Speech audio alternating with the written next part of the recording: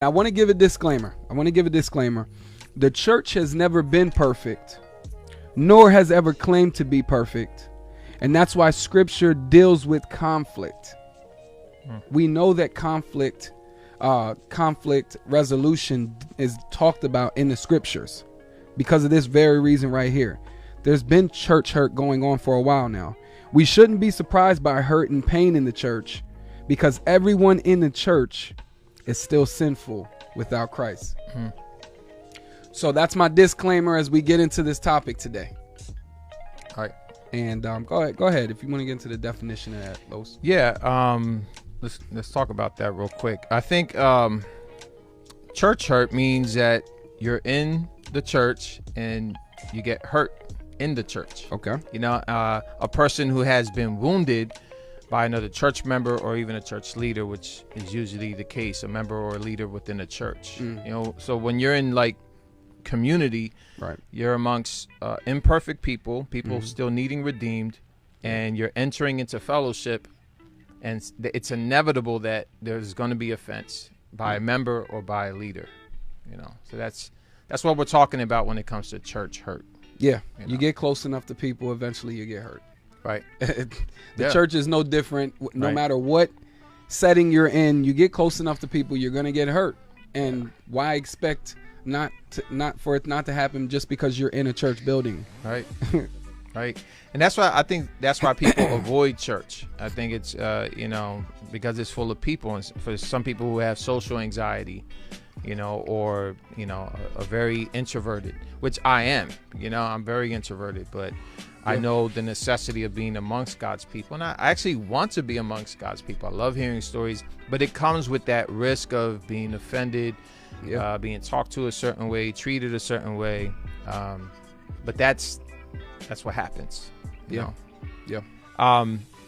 The hurt someone experiences can come from an offense caused by someone else's actions, whether intentional or not. I like the way a friend of mine put it.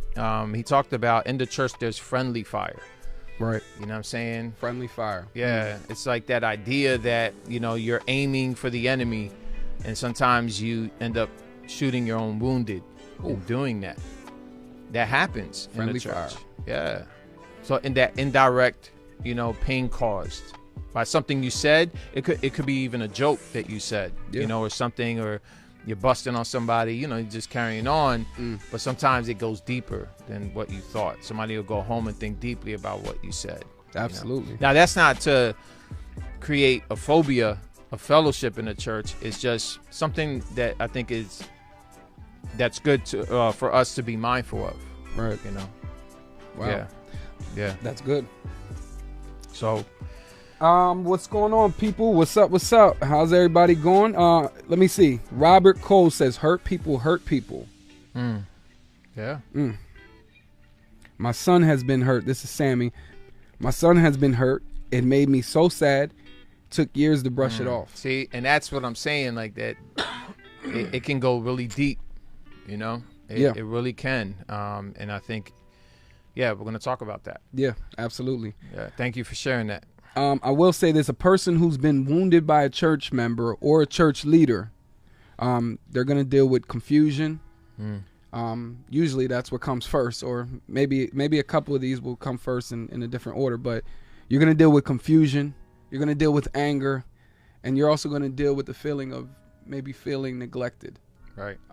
Those are three common feelings, three common emotions that you'll go through whenever you've been church hurt.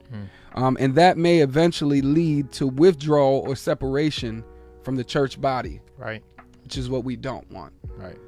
If we're able to deal with these things in the right and proper way, and I would even say, just to be more specific, in a biblical way, if we deal with these things in a Christ-like way, then we can stop that separation or the withdrawing from the church body from even happening. Yeah. But we have to be proactive when it comes to these things. I think we also have to not just be proactive in dealing with the issues as leaders, but also dealing with them individually. So if you've been hurt, you have to be proactive in dealing with this. And by that, I mean, you need to go to God. You need to go to those that can help you. So you have to be proactive in wanting to heal as well. Right. Right. That's important. Yeah. Yeah. I'm digging that. I think sometimes we feel like people need to, you know what I'm saying, do the repairing.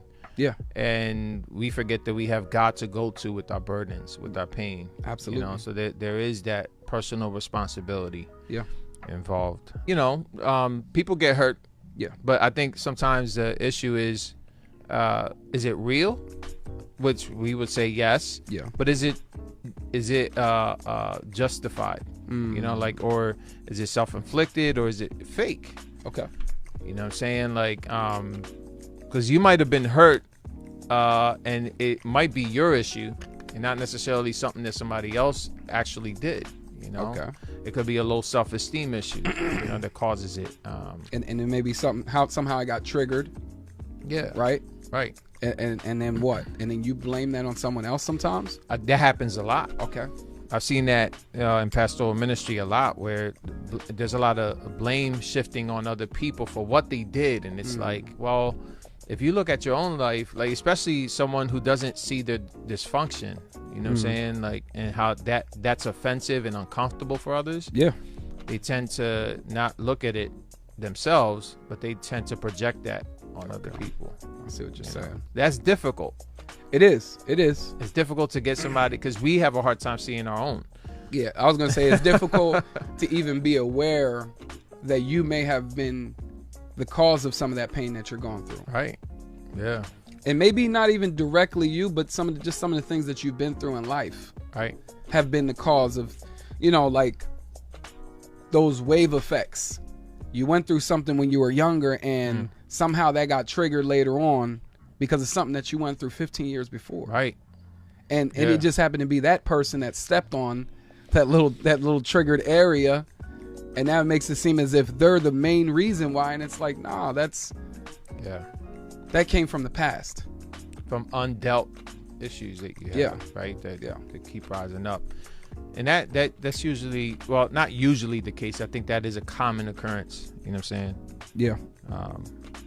So yeah, we got some comments here. I heard a pastor say once that when you have people, you have problems. That's the truth. Yes.